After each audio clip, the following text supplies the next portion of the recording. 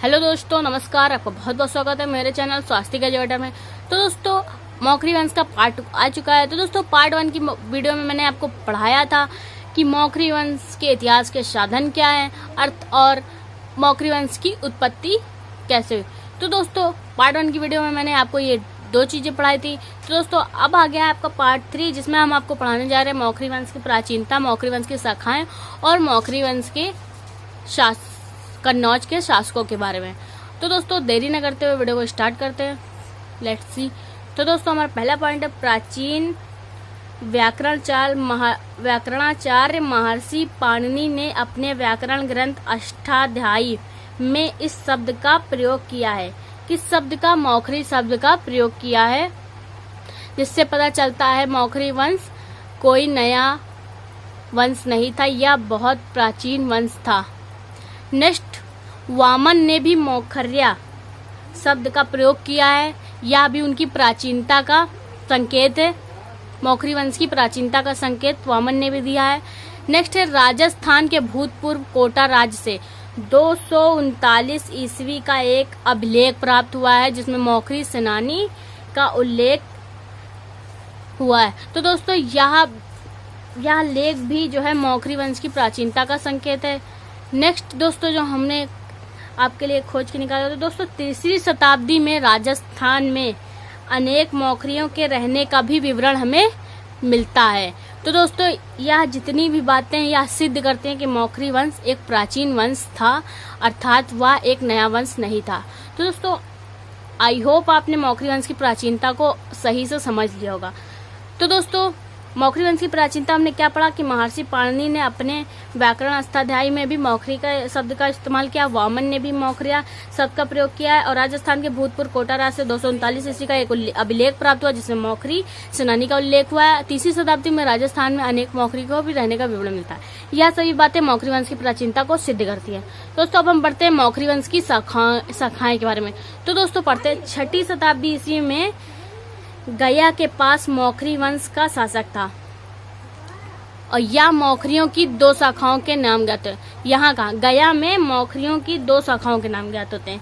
कितनी? तो 200। अगर आपसे पूछा जाए मौखरी वंश की कितनी शाखा, तो मौखरी वंश की 2 शाखाएं थी। तो दोस्तों, बराबर तथा नागार्जुनी अभिलेख से पता चलता है कि पहली शाखा के 3 नाम ही ज्ञात होते हैं। किससे? बराबर और नागार्जुनी अभिलेख से पहली शाखा के 3 नाम ज्ञात होते हैं, जो कि पहला नाम यज्ञ वर्मा है, सादुल वर्मा और अनंत वर्मा। तो दोस्तों, इनके नाम के अलावा और कुछ जानकारी हमें प्राप्त नहीं होती है। तो दोस्तों, आगे की तरफ बढ़ते हैं। हर्षचरित और असीलगढ़ ताम्रमुद्रा लेख से मौखरियों की 2री शाखा के शासकों के नाम ज्ञात होते हैं। तो दोस्तों, हर्षचरित तथा असीलगढ़ ताम्रमुद्रा लेख में हमें मौखरियों की 2री शाखा के शासकों के नाम के साथ साथ उनके बारे में जानकारी भी प्राप्त होती है। तो दोस्तों, पहला शासक हरिवर्मा था, जिसने हरिवर्मा, दूसरा आदित्य वर्मा था, तीसरा ईश्वर वर्मा, चौथा था ईशान वर्मा शासक, फिर 5वां सर वर्मा, फिर उसके बाद अवंती वर्मा, फिर ग्रह वर्मा शासक हुआ। ग्रह वर्मा के साथ ही मौखरियों की 2री शाखा का अंत हो गया था। तो दोस्तों, हरिवर्मा ने महाराज की उपाधि धारण की थी, महाराज की उपाधि आदित्य वर्मा ने भी धारण की थी, और ईश्वर वर्मा ने भी महाराज की उपाधि धारण की थी। ईशान वर्मा ने महाराज की उपाधि दी थी। तो दोस्तों, हरिवर्मा, आदित्य वर्मा, ईश्वर वर्मा की महाराज की उपाधि देख के पता चलता है ये गुप्तों के सामंत रहे होंगे। और जो आज ईशान वर्मा, सर वर्मा, अवंती वर्मा, जिन्होंने महाराजाधिराज की उपाधि धारण की थी, वह स्वतंत्र शासक अपने समय में रहे होंगे। तो दोस्तों, अब हम पढ़ेंगे कन्नौज की मौखरी शाखा के शासकों के बारे में। वही शासक जो दूसरी मौखरी के जो 2री शाखा के शासक मिलते हैं, वो कन्नौज में शासन करते थे, अर्थात हम इसलिए जानते हैं उन्हें कन्नौज की मौखरी शाखा के शासक के नाम से उन्हें पहचानते हैं। तो दोस्तों, पढ़ते हैं असीलगढ़ मुद्रा लेख ताम्रमुद्रा में इस शाखा के 5 राजाओं के नाम ज्ञात होते हैं। इनमें से प्रथम 3 राजाओं ने महाराज की उपाधि धारण की है, और उसके बाद 2 राजा उन्होंने महाराजाधिराज की उपाधि धारण की। अवंती वर्मा और ग्रह वर्मा की जो हमें जानकारी मिलती है, वो हमें हर्षचरित से प्राप्त होती है। इस प्रकार कन्नौज की मौखरी शाखा के टोटल शासक होते हैं वो 7 होते हैं।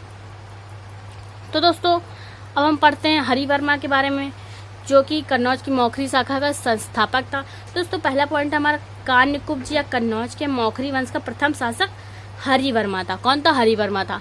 नेक्स्ट इंपोर्टेंट पॉइंट है, असीरगढ़ राजमुद्रा में हरिवर्मा को महाराज कहा गया है। दोस्तों यह महाराज शब्द जो है गुप्तों के सामंत थे, या इसका प्रतीक है कि हरिवर्मा गुप्तों के सामंत था या गुप्तों के अधीन शासन करता था। तो दोस्तों आगे की तरफ बढ़ते हैं। हरिवर्मा संबंधित जो नेक्स्ट पॉइंट है, हरिवर्मा ही कन्नौज के मौखरी वंश का संस्थापक था। नेक्स्ट पॉइंट है, हरिवर्मा की पत्नी का नाम भट्टारिका देवी जयस्वामिनी था। पत्नी का नाम भट्टारिका देवी जयस्वामिनी थी, उनका नाम था। हरहा लेख में हरिवर्मा को ज्वालामुख कहा गया है। तो दोस्तों उसके हरहा लेख में हरिवर्मा को ज्वालामुख से या प्रतीत होता है कि या कोई निडर शासक नहीं था। और नेक्स्ट जानकारी मिलती है, असीर मुद्रा लेख से यह पता चलता है कि हरिवर्मा की कीर्ति चारों समुद्र तक फैली हुई थी, जिसने अपने पराक्रम तथा स्नेह के द्वारा अन्य शासकों को अपने अधीन कर लिया था। दोस्तों आप अच्छे तरह से हरिवर्मा के बारे में पॉइंट टू पॉइंट जान गए होंगे। तो दोस्तों अब हम पढ़ेंगे आदित्य वर्मा के बारे में। तो दोस्तों आदित्य वर्मा का पहला पॉइंट है, हरिवर्मा के पश्चात आदित्य वर्मा शासक बना। नेक्स्ट पॉइंट है, आदित्य वर्मा ने कृष्णगुप्त की पुत्री और मगध के हर्षगुप्ता से विवाह संबंध स्थापित किया। नेक्स्ट पॉइंट है, आदित्य वर्मा ने भी महाराज की उपाधि धारण की थी। तो दोस्तों महाराज की उपाधि से यह पता चल रहा है कि इसने भी अपने पिता की भांति या भी गुप्तों के अधीन शासक कर रहा था। तो दोस्तों आदित्य वर्मा संबंधित जितने भी पॉइंट्स हैं मैंने आपको पढ़ा दिया। तो दोस्तों और इसके बारे में कोई विशेष जानकारी प्राप्त नहीं मिलती है। तो दोस्तों आदित्य वर्मा के बाद आते हैं ईश्वर वर्मा। तो दोस्तों उनके बारे में पढ़ते हैं। आदित्य वर्मा के पश्चात उसका पुत्र ईश्वर वर्मा सिंहासन पर बैठा। आगे बढ़ते हैं दोस्तों ईश्वर वर्मा के बारे में। ईश्वर वर्मा के विषय में जानकारी जो मिलती है वो जौनपुर अभिलेख से प्राप्त होती है। और दुर्भाग्यवश क्या होता है, यह अभिलेख जो है इस अभिलेख का बहुत सा भाग टूट गया। तो इस प्रकार जो है ईश्वर वर्मा की अधिक जानकारियां नहीं पहुंच पाई है या उनके बारे में कुछ ज्ञात नहीं हुआ है। लेकिन जितनी भी ईश्वर वर्मा के बारे में जानकारी प्राप्त होती है वो जौनपुर अभिलेख से प्राप्त होती है। इसमें एक फ्लीट महोदय हैं, उनका कहना है कि निश्चित रूप से यह नहीं कहा जा सकता है कि यह अभिलेख ईश्वर वर्मा के संबंध में अथवा उसके किसी अन्य उत्तराधिकारी के संबंध में, यह फ्लीट महोदय का कहना है। तो दोस्तों आपने ईश्वर वर्मा के बारे में जान ही लिया होगा। तो दोस्तों ईश्वर वर्मा के बाद जो कन्नौज के मौखरी वंश का शासक होता है वो ईशान वर्मा होता है। दोस्तों अब हम ईशान वर्मा के बारे में पढ़ेंगे। ईशान वर्मा की मृत्यु के पश्चात उसका पुत्र ईश्वर वर्मा की मृत्यु के पश्चात उसका पुत्र ईशान वर्मा सिंहासन रूढ़ हुआ। ईशान वर्मा की माता का नाम उपगुप्ता था। ईशान वर्मा ने महाराजाधिराज की उपाधि धारण की। महाराजाधिराज की उपाधि धारण करने से यह तात्पर्य है कि यह स्वतंत्र शासक, इसने अपनी स्वतंत्रता घोषित कर दी थी। नेक्स्ट पॉइंट है, हरहा लेख से ईशान वर्मा के विषय में हमें प्राप्त जानकारी प्राप्त होती है। नेक्स्ट पॉइंट है, हरहा लेख से जानकारी मिलती है कि ईशान वर्मा ने असंख्य घोड़ों की सेना रखने वाले सूलिकों को जीता था तथा सेकंड पॉइंट है, उसने हाथियों की एक विशाल सेना रखने वाले आंध्र को जीता था। और हमें हरहा लेख से क्या जानकारी मिलती है ईशान वर्मा के बारे में वो भी पढ़ते हैं। और नेक्स्ट जानकारी मिलती है हरहा लेख से कि समुद्र के किनारे रहने वाले गौड़ों को अपनी सीमा में रहने के लिए बाध्य किया था। तो दोस्तों इस प्रकार प्रतीत होता है ईशान वर्मा अपने वंश का एक शक्तिशाली शासक रहा होगा। ईशान वर्मा के बाद जो कन्नौज के मौखरी वंश का शासक होता है वो सर्ववर्मा होता है, जिसके बारे में हम पॉइंट टू पॉइंट पढ़ेंगे। तो सर्ववर्मा ईशान वर्मा का पुत्र था। असीरगढ़ मुद्रा लेख से में सर्ववर्मा के लिए जो है महाराजाधिराज का उपाधि का प्रयोग हुआ है। तो दोस्तों सर्ववर्मा के लिए भी महाराजाधिराज की उपाधि का प्रयोग हुआ, इससे प्रतीत होता है यह भी एक स्वतंत्र शासक था। नेक्स्ट इंपॉर्टेंट पॉइंट है, सर्ववर्मा ने अपने पिता की पराजय का बदला लेने के लिए उत्तरकालीन गुप्त नरेश दामोदर गुप्त, जो कि ईशान वर्मा के विजेता कुमार गुप्त का पुत्र था, उससे लोहा लिया था। दोस्तों आपको बताना चाहेंगे कि ईशान वर्मा के काल में उसको उत्तरकालीन गुप्त नरेश दामोदर गुप्त ने जो है उससे युद्ध करके उसका कुछ राज्य का भाग छीन लिया था। तो दोस्तों इसमें जो है ईशान वर्मा की पराजय हुई थी, उसी का सर्ववर्मा ने बदला लिया और सर्ववर्मा ने उत्तरकालीन गुप्त नरेश दामोदर गुप्त के पुत्र कुमार गुप्त को युद्ध में हराया तथा अपना राज्य पुनः वापस ले लिया था। नेक्स्ट पॉइंट है, हरहा लेख से हमें जानकारी मिलती है सर्ववर्मा के बारे में कि सर्ववर्मा को दयावान, करुणामय, महत्वाकांक्षी, आत्मनिर्भर और त्यागता एवं दानी बतलाया गया हरहा लेख में। नेक्स्ट पॉइंट है, सर्ववर्मा ब्राह्मण धर्म का अनुयायी था, यज्ञ तथा इंद्र की वह वंदना करता था। तो दोस्तों सर्ववर्मा के बारे में जितने भी इम्पोर्टेंट पॉइंट है मैंने आपको पढ़ा दिया। तो दोस्तों आप सर्ववर्मा के बाद आते हैं अवंती वर्मा, तो जो कि कन्नौज के मौखरी वंश के छठे शासक थे।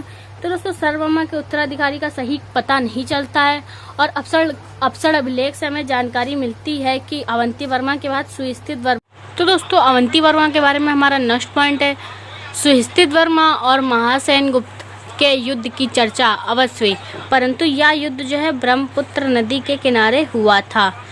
तो दोस्तों जिस प्रकार अप्सरगढ़ अभिलेख से यह जानकारी मिली थी कि अवंती वर्मा के बाद सुस्थित वर्मा जो है सिंहासन रूढ़ हुआ था, लेकिन किसी भी अभिलेख में उसे मौखरी नहीं माना गया है।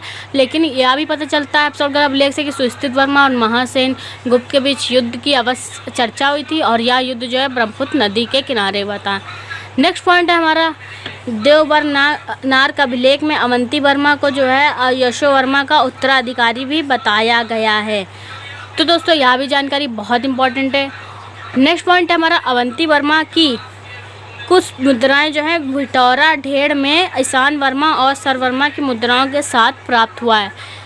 तो दोस्तों इस सर्ववर्मा और ईशान वर्मा के साथ अवंती वर्मा की कुछ मुद्राओं का भिटौरा में मुद्राएं प्राप्त हुई हैं। नेक्स्ट पॉइंट है अवंती वर्मा विद्वानों का आश्रयदाता कहा जाता था। अवंती वर्मा क्या कहा जाता था? विद्वानों का आश्रयदाता कहा जाता था। अवंती वर्मा संस्कृत का प्रसिद्ध नाटककार विशाखदत्त का दरबारी विद्वान था। तो दोस्तों इस प्रकार आपको बता दें कि दोस्तों अवंती वर्मा के बारे में यह नहीं पता है कि वो किसका पुत्र था, अर्थात लेखों के अनुसार बताया जा सकता है कि वह जैसे कि देवबर नारक अभिलेख में हमें ज्ञात हुआ कि अवंती वर्मा को यशोवर्मा को उत्तराधिकारी बतलाया गया है। और जहाँ तक कि यह बात सही भी है कि निश्चित रूप से लेकिन नहीं कहा जा सकता है कि उत्तराधिकारी था, पर अभिलेख के अनुसार अवंती वर्मा को जो है यशोवर्मा का उत्तराधिकारी बताया गया है। तो दोस्तों आगे की तरफ पढ़ते हैं। तो दोस्तों अवंती वर्मा के अवंती वर्मा के बाद जो कन्नौज के मौखरी वंश का शासक बना वो बना ग्रहवर्मा बना। तो और यह कन्नौज के मौखरी वंश का अंतिम शासक भी था। दोस्तों इसके बारे में पढ़ते हैं कि हर्षचरित के अनुसार ग्रहवर्मा जो था अवंती वर्मा का ज्येष्ठ पुत्र था।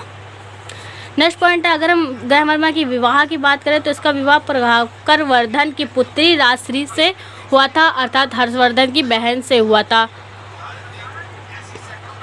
नेक्स्ट पॉइंट है जब देखो इन्होंने क्या क्या ग्रहवर्मा ने प्रभाकर वर्धन की पुत्री राजश्री से विवाह कर लिया। तो दोस्तों क्या हुआ कि ग्रहवर्मा का जो है वर्धन वंश के साथ मैत्री संबंध स्थापित हो गए थे, क्योंकि जाहिर सी बात है किसी की घर से अगर तुम पुत्री लाओगे तो उनके यहाँ से मैत्री संबंध स्थापित होंगे।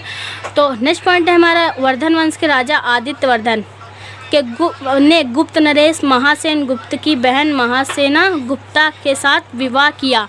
तो दोस्तों यह संबंध जो थे अगर हम गुप्त वंश की बात करें उत्तर गुप्त वंश की, तो दोस्तों विवाह के पहले ग्रहवर्मा के संबंध अच्छे थे, लेकिन विवाह के बाद जब से राजश्री से विवाह किया तब से इनके संबंध थोड़े बिगड़ गए थे।